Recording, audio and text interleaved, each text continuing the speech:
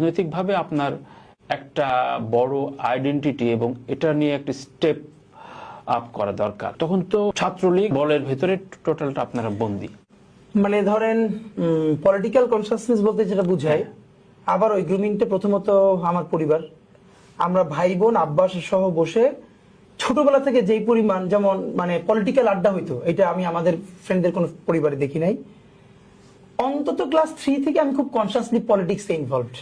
আচ্ছা, মানে এই গল্পটা আমি অনেক আগে কোথাও লিখছি। হ্যাঁ, ক্লাস 3। প্রমাণটা হলো আমার বাসা থেকে উপজেলা বিএনপির অফিস তখন 1 থেকে 2 মিনিট দূরে নর্থ সিটিতে, এবং আমার পুরো পলিটিক্যাল জার্নিটা বিএনপির হাত ধরে, যার ফলে শহীদ প্রেসিডেন্ট জিয়াউর রহমান, বেগম জিয়া ওনাদেরকে বিএনপির বাইরেও প্রচন্ডভাবে ওনাদের প্রতি এক ধরনের ভালোবাসা। এটা ছোটবেলা থেকে আমি যখন কম পলিটিক্স বুঝি তখন আমি তাদেরকে ভালোবাসি। আমার মনে আছে যখন আমি ক্লাস 3-তে পড়ি, আমার বাসা থেকে 1 থেকে 2 মিনিট উপজেলা বিএনপির যেহেতু অফিস, আমার সাথে ফ্রেন্ডরা যখন ক্রিকেট বা ফুটবল খেলতে যাইতো আমি সেটাও চাইতাম, কিন্তু আমি সময় পেলেই বিএনপির অফিসে গিয়ে বসে থাকতাম।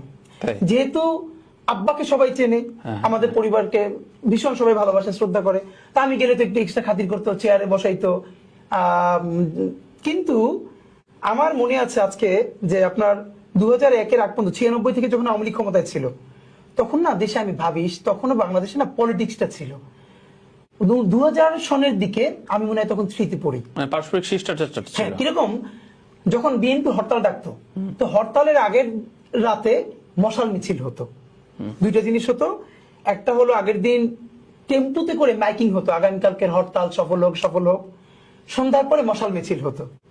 তো আপনি জানেন আমাদের কমন কালচার যে সন্ধ্যার পরে কোনোদিন কেউ বাইরে থাকতে পারবে না, মাগরিবের আগে গিয়ে ঘরে উঠতে হবে, আর নইলে তো মার খেতে হবে বাসায়। তো আমি এই মার খাওয়ার ঝুঁকি নিয়েই যতদিন হরতালের আগে মশাল মিছিল হইতো আমি গিয়ে বিএনপির অফিসে বসে থাকতাম এবং এই মশাল মিছিলে যোগ দিতাম। মিছিল শেষ হওয়ার পরে অল্প কিছু লোক থাকতো, চৌমাথায় সংক্ষিপ্ত একটা বক্তৃতা করে প্রোগ্রামটা শেষ হইতো। কিন্তু আমি শুধু ওই প্রোগ্রামটার জন্য দাঁড়াই থাকতাম, এর কারণ ওইখানে 2-3 জন বক্তৃতা করতেন। এর মধ্যে একজন, আমার নাম আজও, তার নাম আমি স্মরণ করি। বক্তৃতা যে একটা আর্ট হইতে পারে, এইটা আমি জীবনে প্রথম মাথায় আসছে তৎকালীন ছাত্র দলের সভাপতি মান্না ভাই। তো ওনার বক্তৃতা শোনার জন্য আমি দাঁড়াই থাকতাম, উনি বক্তৃতা করতেন। আচ্ছা। এবং উনি স্লোগান ধরতেন দুর্দান্ত। মানে ওনার ইম্প্যাক্ট আমার মধ্যে কেমনে পড়ছে, আমি রাত্রিরে বাসায় ফিরে ফ্লাস্ক আছে না, ফ্লাস্ক ভেঙে গেলে যে উপরের খোসাটা থাকে, কথা বললে অনেক শব্দ হয়, আমি বাসায় এসে সে স্লোগান গুলো দিতাম, দোকানপাট ঘুরবে না, গাড়ি ঘোড়া চলবে না। হিরোইজম পাইলেন আপনি। হ্যাঁ, এবং তার বক্তৃতাটা আমি বাসায় করতাম। আচ্ছা। পরের দিন সকালে যখন হরতাল, স্বাভাবিকভাবে মাদ্রাসা বন্ধ, ক্লাস হইতো না, তো আমি ওই যে পিকেটিং এ তাদের সাথে যোগ দিতাম। মানে তারা হাঁটতো, তাদের সাথে চলতাম। এবং হরতালের আগের দিন যখন টেম্পুতে ম্যাকিং হতো, আগামীকালকের হরতাল সফল হোক সফল হোক, আমি তাদের সাথে টেম্পুতে উঠে যেতাম। আচ্ছা। এবং আমার তখন বলতো যে তুমি বলো। সেই সময় রুলিং সিস্টেমের বিরুদ্ধে যে এই যে প্রতিরোধ করা, এটা কি আপনার একদম পারিবারিক জায়গা থেকেই? এখানে দুইটা ব্যাপার ছিল। আমার আব্বা হচ্ছেন শহীদ প্রেসিডেন্ট জিয়াউর রহমানের অসম্ভব গুণগ্রাহী একজন মানুষ। এর কারণ হলো ওনার দুইটা ওনার গল্প। একটা হলো 7ই নভেম্বর যখন ঐতিহাসিক সিপাহী বিপ্লব হয়, আমার আব্বা তখন ঢাকায়। তো উনি আমাদেরকে বলতেন যে মানে আমাদের বাসায় শহীদ জিয়ার অনেস্টি নিয়ে আব্বা দিনের পর দিন গল্প করতেন। তো শহীদ প্রেসিডেন্ট জিয়াউর রহমানের যে 7ই নভেম্বর যে ঐতিহাসিক সিপাহী বিপ্লব যেটা আমরা বলি, ওই দিন আব্বা বলতেছে যে উনি দেখছেন যে মানুষ নারায়ে তাকবীর আল্লাহু আকবার বলে মিছিল দিতেছে আর এটাকে কনগ্রাচুলেট করতেছে, ওয়েলকাম করতেছে। আমার উপজেলায় শহীদ প্রেসিডেন্ট জিয়াউর রহমান খালকাটা কর্মসূচিতে গেছিলেন এবং আলেমদের তরফ থেকে আব্বা তার সাথে মিট করার সুযোগ পেয়েছিল। এবং ওই যে তার ইম্প্যাক্ট, তার সাথে চলা, এত সিম্পল লাইফ। এবং আমি আপনাকে বলি, এটা আব্বা আমাকে বলছে অনেক পরে, আমি এইটা আবার অনুরণন পাইছি। মানে আব্বা যখন বলে তখন তো আমরা ছোট। সর্বশেষ এটা আমার দেশ পত্রিকায় সম্ভবত 2011 সালে জিয়াউর রহমানের পেশ সচিব ছিলেন, ভদ্রলোকের নামটা এই মুহূর্তে বলি, উনি এখন আমেরিকায়।